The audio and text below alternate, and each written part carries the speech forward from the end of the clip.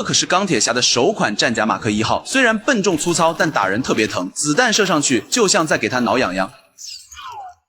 这会儿的托尼简直是无人能挡，谁挡谁死。可当他终于走到洞口时，伊森已经虚弱的瘫倒在地，旁边的反派头目趁机搞偷袭，托尼一偏身子躲了过去，反手就给对方送上了一份回礼。炮弹没打中头目，却击落了他头顶的岩石，将他砸晕。不过托尼没时间补刀，他只想赶紧带伊森出去。伊森说过要回家看家人，可其实他的家人早就在战火中没了。现在他终于能去和家人团聚了，而他最后的遗言是这句话彻底点燃托尼，他怒气冲冲地走出山洞，把所有的火气都撒在了敌人身上。十环帮被打得节节败退，毫无还手之力。但托尼可没打算就这么放过他们。不光是这些战犯，就连这里的武器库也别想留下。他绝不能容忍坏人用自己造的武器去伤害无辜。熊熊火光很快吞噬了整个基地。托尼见状，赶紧启动战甲的飞行模式。虽说目前的反应堆还不算完善，但支撑他飞个5分钟还是没问题的。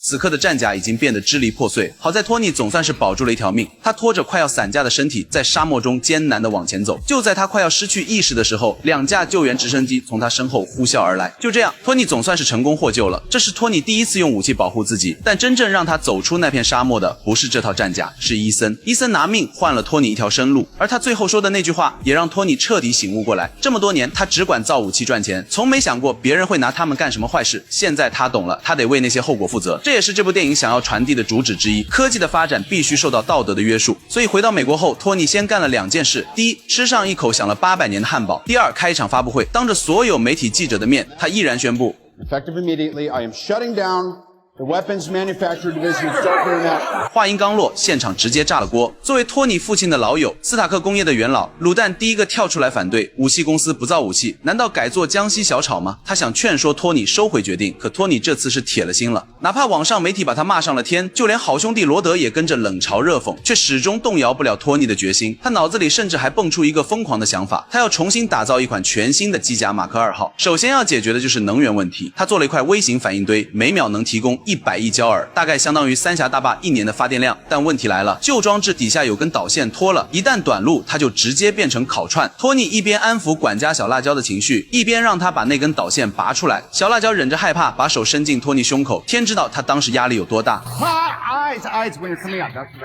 好在有惊无险，导线顺利拔出来了，现在只差把反应堆放进去。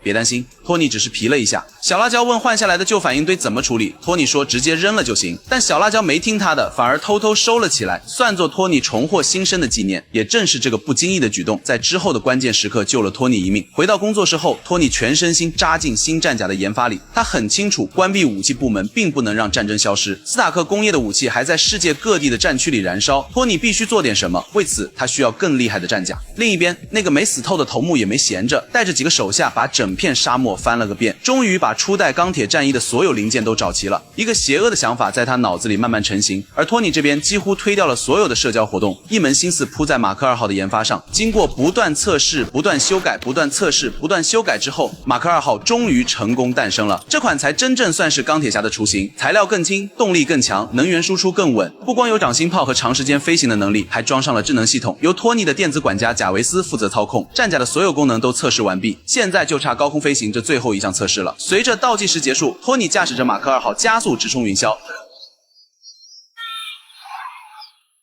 这可是托尼第一次真正意义上的飞行体验。脚下的城市聚拢成一个微缩模型，云层像薄纸般被逐层撕开，那感觉爽翻了。这种经典场面当然少不了围观群众，但很快问题就来了。随着高度不断往上窜，战甲表面开始迅速结冰，系统开始闹脾气。马克2号不受控制的从10000米高空往下掉，不过托尼早有准备，他强行震碎冰层，接着打开战甲副翼，冰层一掉，贾维斯重新上线，赶在战甲摔成铁饼之前飞了起来。看看唐尼这表情，显然是过足了飞行瘾，敢不敢出来换我演5分钟？然而让人没想到的是，就在降落的时候又遇到了新麻烦。由于马克2号还是有些笨重，降落时竟然直接砸穿了3层楼板，托尼掉进了地下车库。他垂头丧气地回到工作室，可当他看到小辣椒为自己准备的生日礼物，竟然是那个被换下来的旧反应堆，一股暖流瞬间涌上心头，喜悦之情根本藏不住。于是他更加努力地投入到马克3号的研发中，他开始着手全面优化战甲配置，选用晶钛合金打造全新装甲材质。顺便说一句，晶钛合金是99%的金加1%的钛熔出来的，用它做的战甲既能做到一体化成型，还特别耐磨又耐用。配色方面参考了他自己的红色老爷车，既足够拉风，又尽量低调。钢铁侠终于有了经典形象，剩下的活就交给贾维斯了。消失了这么久，也是时候露个面了。以托尼·斯塔克名义举办的年度慈善晚会将在今晚举行。讽刺的是，托尼本人根本没收到邀请，媒体甚至开始调侃说，托尼因为脑震荡后遗症已经彻底消失在公众视野里了。听到这话，托尼笑了，说什么咱也得出来走2步了。不一会儿，托尼开着豪车高调登场，一出现就吸引了所有人的目光。漫威电影的防伪标志斯坦李老爷子也在这儿，除了他，神盾局的科尔森特工也在。他是来找托尼了解山洞事件的情况的，可托尼这会儿根本没心思搭理他，因为他的注意力全被火辣的小辣椒勾走了。那种微妙的感情在人群中悄悄流动，只是两人还没正式确定关系，多少还有点端着。托尼甚至有点落荒而逃的意思，没想到一转头就撞上了旧情人克里斯汀。他同时也是一个记者，一直想揭开斯塔克工业造成的那些灾难。克里斯汀递给托尼一沓照片，上面清清楚楚地拍着整个村子都毁于斯塔克的武器。托尼的表情一下子沉了下来，尤其听到那个村子叫古米拉时，他更坐不住了。那是伊森的家乡。托尼怒气冲冲地找到卤蛋质问，明明已经下令停止军火交易，为什么武器还会落到那些人手里？卤蛋啥也没解释，转身就走了。回到家，托尼看着古米拉小镇的报道，心情像灌了铅一样。画面里是废墟，是哭喊，是绝望。记者的声音不停在他耳边回荡。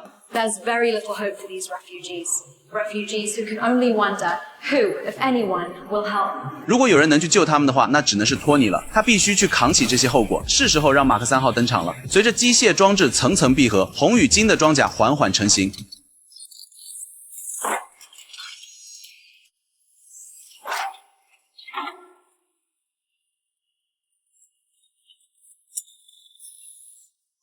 钢铁侠正式登场。